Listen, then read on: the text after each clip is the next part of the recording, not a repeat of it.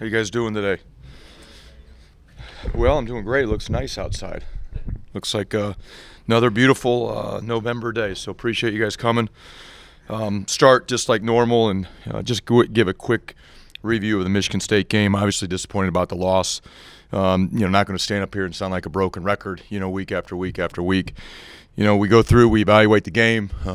We look at the goods and the bads and areas that we've got to continue to work on to focus. That's just where we are right now. And that's what we did yesterday, just like what we do on every Sunday. And, there's things that we have to continue to work on, and we'll do that as we move forward. That's, player development, that's scheme development, and trying to get more consistent on game day. But, that's for all phases of the program. That's players, that's coaches, that's offense, defense, special teams. But we evaluate it just like we always have, and we move on. And that's where we're at right now. Last night we kind of went through a State of the Union with our football team. We're a 2-8 football team. Nobody in the organization, would sit here and say, "Hey, we're happy and thrilled, to be 2-8." That's where we're at, And what we have talked about is handling this situation in our business moving forward like pros. Treat the game with respect. Show up to be the best that we can be every single day, and keep moving forward. And that's where we're at in the year one of trying to build a program. Every Sunday, we come here, we have a team meeting, we evaluate the game from the previous Saturday, but we have a guest speaker on Sundays also. And we had a really good guest speaker, as I think we typically do on Sundays. And, in his talk, he kind of gave an analogy between, building something, whether it be a program or a business, and the Chinese bamboo tree. If some of you guys have heard about that. And it was great for our players to hear that story, about, when you, with the Chinese bamboo tree, you plant it, and you go out every single day and water it and fertilize it and work it. And underneath the soil it's growing, the roots are getting deeper and stronger, and but you don't see any results above the surface for 5 years. And he talked to our players about that, and that's where we're at. I'm not going to sit here and say we're not going to see results until 5 years down the road, but what we are doing in the program in year one is building a very solid foundation. Those roots are growing underneath. They're spreading. They're getting stronger. But the results aren't there on Saturday, and that's where we're at. But it was a great speaker, a great analogy, and a great message to our players. I think right now I could tell you I love everybody in this organization, the coaching staff, the players, and it's because of the way they show up every single day. And this is a tough year. It's been a tough year. It's a tough time.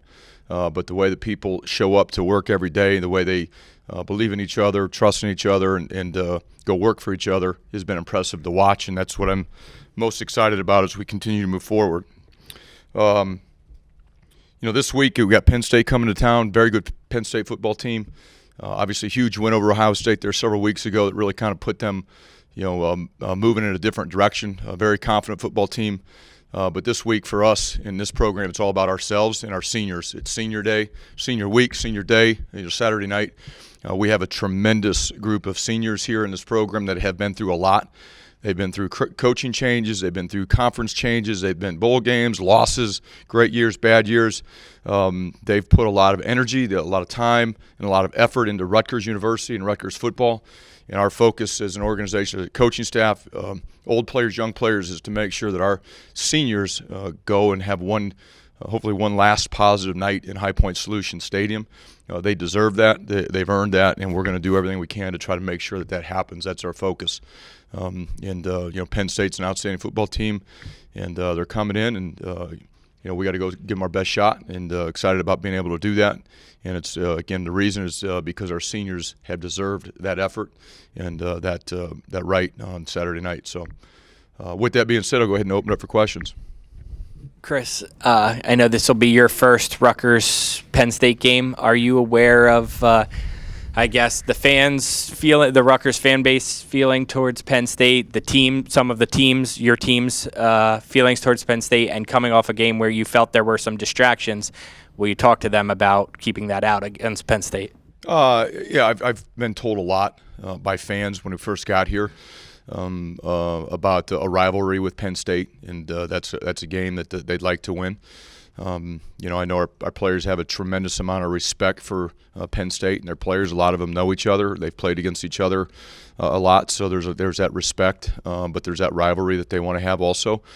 So I'm aware of that. Last Saturday we talked about distractions out on the game field. We talked about that. We talk about that. After the game, we talked about that yesterday. That's not an issue. It was not a major issue, but it was one that was concerning to me because I hadn't seen that so far this season. But it's been addressed. It's behind us, and we'll move forward. And don't anticipate that being an issue that we have to discuss again. Chris, when you talked last night about a State of the Union with the players and being 2-8, how do they respond to that and the idea of, like you said, playing with respect and playing with focus the last two games? Yeah, they get it. Like I said, we're not sitting around here pointing fingers at anybody. We're not sitting here feeling sorry for ourselves. We're not sitting here waiting for someone to come dig us out of a hole. It's year one of trying to build a program. Have we been competitive in some games and had a chance to win games in the fourth quarter? Absolutely, we have. We haven't gotten it done. That's the disappointing part. But nobody's down on what we're building. Nobody's given up hope on what we're trying to do here. The players and/or coaches, and it's a positive environment when you walk in this building. Sundays are tough. Whenever you lose, Sundays are tough. But we get it out of our system. We move on. We get our focus turned to the next opponent, and we show up and we have practices on Tuesday. But the players have been off the charts, and don't expect that to change. I mean, the indication I got from them yesterday is that's not going to change. It's going to continue just like it's been. Penn State suddenly in the mix for a Big Ten championship. The word spoiler gets tossed around, but do you use that as a motivational tactic for your team? I mean, what exactly is your team playing for? It's playing for the seniors. That's it. We're not talking about spoilers. We're playing for ourselves and we're playing for our seniors. We're playing to try to get better. But this week it is about the seniors, and we have a lot of them. A lot of them that done a tremendous amount of positive things here at Rutgers, and that's what our focus is, and we want to go out and play our best for them. Coach, you mentioned the rivalry with Penn State potentially, and a lot of the players, close proximity. Some of them know each other. Can you sense a heightened, enthusiasm to the start of the week with the players? A little bit, I guess. It's been mentioned by a few of them, but really, what we want to create here is every game is a big game, and we want tremendous enthusiasm and energy for every game that we play. I get it when there are some rivalries. There is some heightened energy and enthusiasm and focus. And some of our older guys, especially our real guys, they get that. And they'll have some of that this week because of the natural rivalry with Penn State. But we're trying to create that every week, to be honest with you. It mean for you early on to have a guy like Darius buy into what you were doing here and just his impact overall as a leader for this team? Darius has been great. Anytime you take over a program like this, you have to identify who the potential leaders are, not only on the field but in the locker room. Who are people going to listen to? And people listen to Darius. He doesn't say a whole lot, but when he talks, people listen to him. And the fact that Darius bought into what we are doing and what we're trying to build here meant a lot. And again, the progress that we've been able to make here in this building, a lot of it has to do with Darius and what he's brought to the locker room and what he says in the locker room and how people listen to him. Coach, I know you're involved in a lot of different aspects of the program besides just coaching on the field, but when you look at some of the crowds haven't been what they could be this year, and I know there were a number of Michigan fans here, is there a concern about the Penn State fans being in such close proximity that there might be a significant number of them here? I'm not concerned about it. I mean, I wake up every day trying to control the things I can control. I can't control it. The only way I can control it is make sure we put a good product on the field that our fans want to come be a part of. It's going to be a great night. It's Big Ten football, seniors' last home game. I would hope that we have tremendous fan support for Rutgers and our players, that they'll show up and enjoy the evening. But I can't control that. Again, the only way I can control it is put a good product on the field, and we're going to do that. There's going to be a time where you might laugh now, but there's going to be a time that stadium's going to be filled with Rutgers fans, regardless of who we play, because of the product that we have on that football field, and the way we go out and compete and have a chance to win football games. And if it's not there Saturday night, I can't control that. But I think it will be because it's senior night, and a lot of fans have a lot of respect for the seniors in this program. Chris, we've talked a lot about seniors so far. I think the question we get asked the most from fans is about Janarian. Mm-hmm. I guess 2 parts. 1, can you give us any kind of update on how his rehab is going? And then 2, do you expect his presence with this program to be determined like around the time that kids get their draft grades? Because I know you said you put in that waiver request. Janarian's rehab is going great. He's around here a lot. He's got a smile on his face, feeling really good. He's doing great in the classroom. We're still in the information gathering phase to help him make the best decision moving forward. We have not received all the information that we need. It's senior night. He's going to make a decision on whether he's going to be announced or not be announced. It's not going to determine anything for the future. We'll make that decision. He and his family will make that decision sometime in December after we've gathered all the information on getting a year back, what it looks like for the NFL, and things like that. So he has not decided yet on whether he will go through a senior announcements on Saturday, but I'll be the first. It's not going to matter one way or the other whether he is or he isn't. That decision for him to come back or not won't be made until December sometime. Coach, last game you started Damon Hayes over a corner. How do you think he played, and how's his progression been this year? Damon's done a great job. I really like the potential of Damon Hayes moving forward. He's gotten better every single week. I thought he played pretty well Saturday.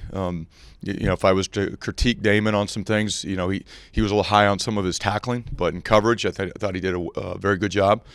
He's played more and more as we've gone through the season, whether it be at nickel, corner, special teams. He's been involved in a lot. I love his attitude, his work ethic. He's very committed to trying to be a great football player, and I can't say enough good things about him. I'm very excited about his future here at Rutgers.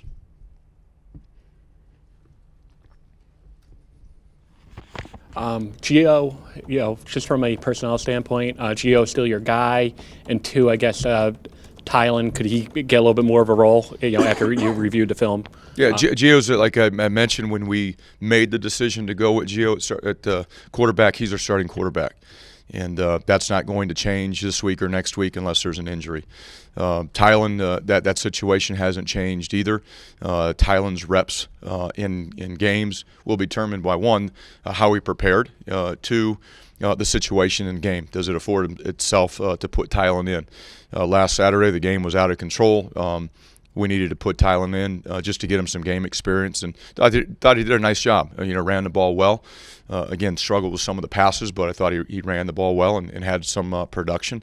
And we need to continue, hopefully, continue to get him in the next 2 games if, again, the situation allows itself to put him in. And he's done a great job during the week of preparation and feels good with the game plan.